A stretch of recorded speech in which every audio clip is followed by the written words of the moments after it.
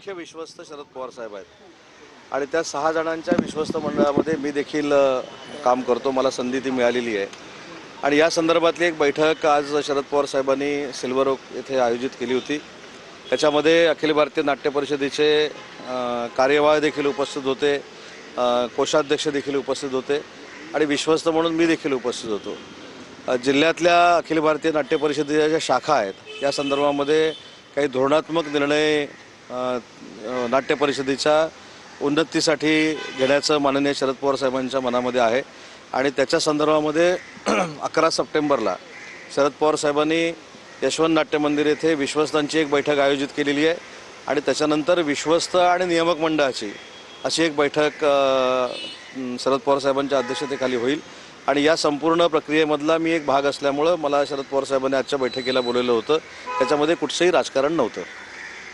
Sir, एक विशेष बाब म्हणजे की संपूर्ण गडकरी खंड आपण सरकारमार्फत जे तो आणि मंडळासोबत प्रिंट करायचा विचार करतो, पण त्याच्यातलं जे महत्त्वाचं नाटक होतं राजसन्यास ते वगळण्याचा निर्णय जो तो ठराव जो तो सहमत झालेला आहे राज्य सरकारकडून असं कळतंय।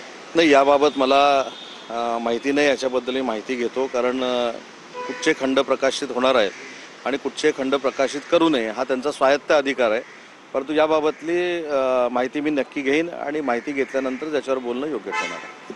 शहरांच्या संस्थेच्या निवडणुका आहेत, त्यांच्या ज्या पद्धतीने संजय राऊत आता त्यांच्यावरती आरोप करतात की संजय राऊतांचं म्हणणं आहे की ज्या प्रकारे पॅनल केलेलं आहे ते भाजप आणि शिवसेना शिंदे यांच्या सोयीनुसार केलेलं आहे। कसलं पॅनल? आता ज्या पद्धतीने प्रभाग रचना एक लक्षात ठेवा, म्हणजे स्थानिक स्वराज्य संस्था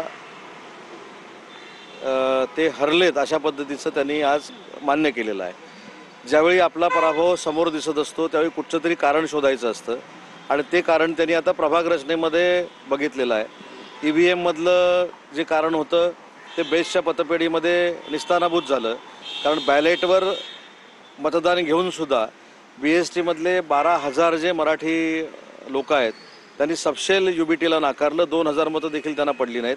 त्याच्यामुळे तिसरं कारण आता स्थानिक स्वराज्य संस्थेला सामोरं जात असताना कुठचं शोधायचं, तर त्याच्यामध्ये आता जे आपण सांगितलं की प्रभाग रचनेमध्ये जो प्रभाव आहे तो देवेंद्रजींनी आणि एकनाथ शिंदे साहेबांनी टाकलेला आहे। त्यामुळे मला असं वाटतं की स्वतःचा पराभव हा समोर दिसत असल्यामुळं कुठावर तरी खापर फोडावं लागतं, ते त्यांनी आता प्रभागावर फोडलेलं आहे। बोलत होते तेव्हा त्यांनी असं म्हटलं की ठाण्यामध्ये मी असं बघितलेलं आहे स्वतः चित्र की जे अधिकारी आहेत ते नेत्यांच्या घरी बसून ठरवतात प्रभाग रचना कशी असते ती। मी त्याचं उत्तर दिलं ना, ज्यावेळी एखादा पराभव समोर दिसत असतो त्यावेळी त्या पराभवाचं खापर कोणावर तरी फोडायचं असतं, त्या पराभवाला कोणतरी जबाबदार पकडायचं असतं आणि म्हणून हे सगळं चालू आहे। काल रात्री मुख्यमंत्र्यांच्या उपस्थितीत आणि दोन्ही उपमुख्यमंत्री देखील त्याला हजर होते, एक बैठक झाली आणि मराठा आरक्षणाच्या उपसमितीची नव्यानं घोषणा करण्यात आली, तुम्ही देखील त्यामध्ये आहात, त्याबद्दल काय वाटतं? जे आंदोलन होऊ घातले त्याबद्दल काही बदल होऊ शकतो? एक बघता आपल्याला सगळ्यांना माहिती आहे की मराठा आरक्षण हे कशा पद्धतीनं दिलं गेलेलं आहे, ते मराठा आरक्षण टिकलेलं देखील आहे।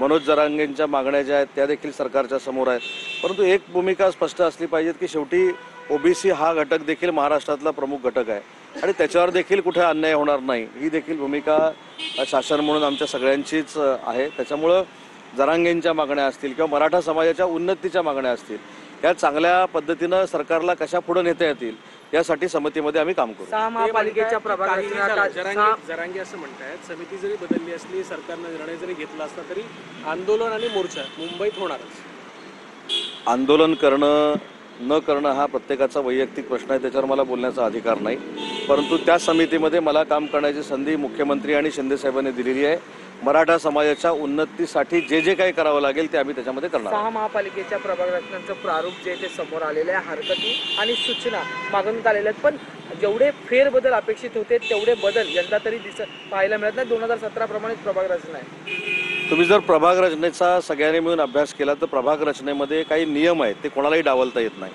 जसं मतदार याद्यांमध्ये काही लोक सांगतात की दुबार नोंदणी झालेली आहे किंवा या सगळ्या गोष्टी झालेल्या आहेत, ते बदलण्याचे अधिकार देखील आपल्याला दिलेले आहेत निवडणूक आयोगानं, ते कधी आपण बदलू शकतो, त्यासाठी तक्रार आपण करू शकतो। तसंच प्रभाग रचनेबाबत आहे, परंतु ज्यावेळी निवडणुका आपल्या हातातनं गेल्या आहेत अशा पद्धतीची जाणीव होते त्यावेळी मला असं वाटतं की कुठच्याही गोष्टीचं खापर हे कुठेतरी फोडायचं असतं, म्हणून प्रभाग रचनेवर आता काही लोक खापर फोडत आहेत. अमित ठाकरे यांनी आशिष शेलार यांची नुकतीच भेट घेतलेली आहे.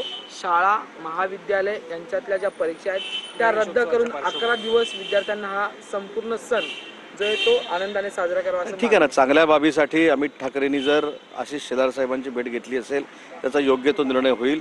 परंतु अमितजींचा आदर्श अन्य लोकांनी देखील घेणं गरजेचं आहे. महानगरपालिकेमध्ये काही शंका जर असेल तर काही लोकांनी एकनाथ शिंदे साहेबांची देखील भेट घेणं आवश्यक आहे. राऊतांनी थेट पंतप्रधान नरेंद्र मोदी यांना पत्र लिहिले आणि त्याच्यात भारत पाकिस्तान जो आशिया कपचा सामना आहे त्याच्या संदर्भातल्या सूचना ज्या आहेत त्या केलेल्या या पत्राकडे तुम्ही कसं ठीक आहे. जे पत्र पाठवलंय त्याचा योग्य तो निर्णय PMO ऑफिस घेईल. पवारांकडे आपण गेलेले त्यांनी एक विधान केलेलं की येणाऱ्या मतदानाचे काही पुरावे मी समोर आणणार आहेत. याबाबत तुमची काय? नाही, एक लक्षात घ्या, शरद पवार साहेबांकडे जी बैठक होती राजकीय होती. मी त्याचा खुलासा स्पष्ट पद्धतीने केलेला आहे. अखिल भारतीय नाट्य परिषदेवर मुख्य विश्वस्त हे शरद पवार साहेब आहेत आणि पुढच्या 5 जणांमध्ये एक विश्वस्त मी आहे. त्याच्यामुळं काही फेररचना अखिल भारतीय नाट्य परिषदेची करायची होती. त्याबाबत जी 11 सप्टेंबरला बैठक आहे त्याच्या पूर्वनियोजनासाठी आणि पूर्व बांधणीसाठी आजची बैठक होती. धन्यवाद.